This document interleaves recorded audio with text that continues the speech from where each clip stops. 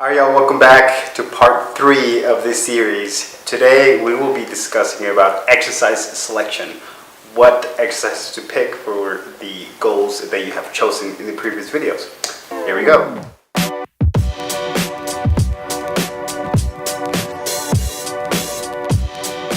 So the major components for any workout goes like this. Typically you'll have your warm-up, which you can do jump roping, you can do some dynamic stretching or whatever you want to do. Then you'll have the bulk of the workout, either that be leg day, chest, or whatever you chose. And then you'll have the cool down, which that could include any mobility exercises or anything that would allow you to stretch those muscles after you've torn all those muscle fibers. So there's two main approaches to strength training. There is the pull, press, squat method, which is more functionally based, which includes your Olympic lifting, clean, snatches.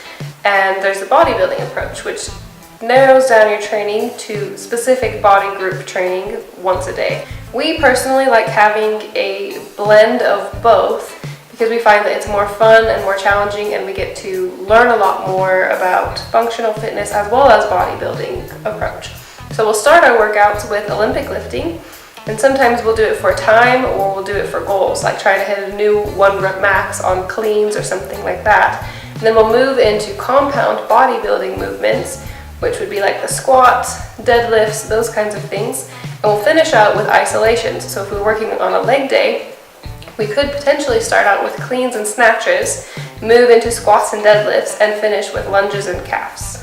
So if you've chosen the bodybuilding approach, you want to grow just bigger muscles is your goal, or you want to have some accessory work on your strength days. For example, if you have a really strong back but a weak chest, it would benefit you to add in some specific bodybuilding training to your chest so that you can equal out those imbalances that you have to avoid, what's it called? Kyphosis. Oh, close. Kyphosis and lordosis, which is the rounding of the shoulders, or the part where your back is arched kind of uncomfortably. The other thing to keep in mind as you're going through this, if your equipment is limited, you can do all of this with just dumbbells and just a stability ball. You'll just have to remember to play around with the angles. So if you want to hit the different parts of the bicep, for example, you're going to have your hand supinated with the dumbbell, and then to work the bottom of the bicep, you'd rotate your wrist so it's coming upward, and that will hit the bottom of the bicep. So as you're selecting all these different exercises, just remember that eventually as you get stronger, you will find weaknesses in your body. For example, you find that your lower back is not as strong as you'd like to, then you will have to work around those weaknesses and choose different exercises and do different variations for that specific exercises. So if you have any questions, make sure you comment below regarding a specific weakness that you have and what you can do to strengthen that. And as for the functional part, these exercises mentioned below are a bit more technical. Most of them are typically done with the barbell. You can still do these with a dumbbell to simplify it. But we do have a video coming up where we will cover some of these exercises and how to do them if you are interested. So if you decide to take the bodybuilding approach, you're obviously going to split up all of your exercises into different days. So for day 1, here are some example exercises that you can do for chest. This is a standard bench press you can do with a barbell or dumbbells. This is an incline version of the bench press, which targets the upper chest.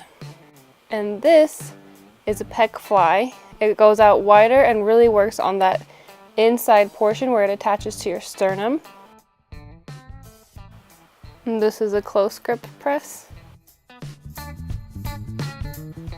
For day 2, which we have down as back day, we have some more sample exercises we can show you. This is the lat pull over. It's a really good exercise to target the sides of your back and build some wings. And this is a row. You can see that you can do it one arm at a time, both arms, supinated or pronated grips. There's a lot of variations to back rowing. And this is a lat pull down.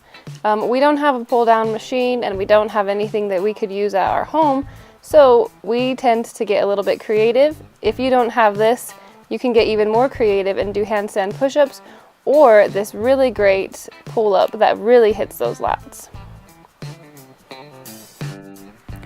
And for day 3, we have legs. Now here we only show you 2 exercises, which is the regular lunge and a step up. But we do have an amazing video that we created just for you guys, where you can check 5 different squat variations that you will love to include in your leg routine. Alright, and for day 4 we have arms. Now for arms you can do as many types of curl variations that you want, but here we will show you a couple of tricep and shoulder exercises. For example, the skull crusher is shown here. You can also use the cables and do tricep pull downs. For the shoulder, you can do lateral raises, making sure that you have a strict form. You also have the Arnold presses, which is a very popular exercise. And then you have the upright rows. These are all great shoulder exercises that you can add for that day. And for abs, on day 5, we have another video that you can also check out.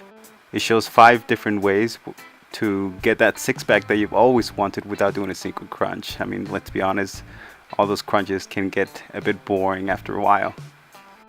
And day 6, we have cardio, which is a very important part of this program if you're planning on shredding and making sure that you have a more aesthetic physique.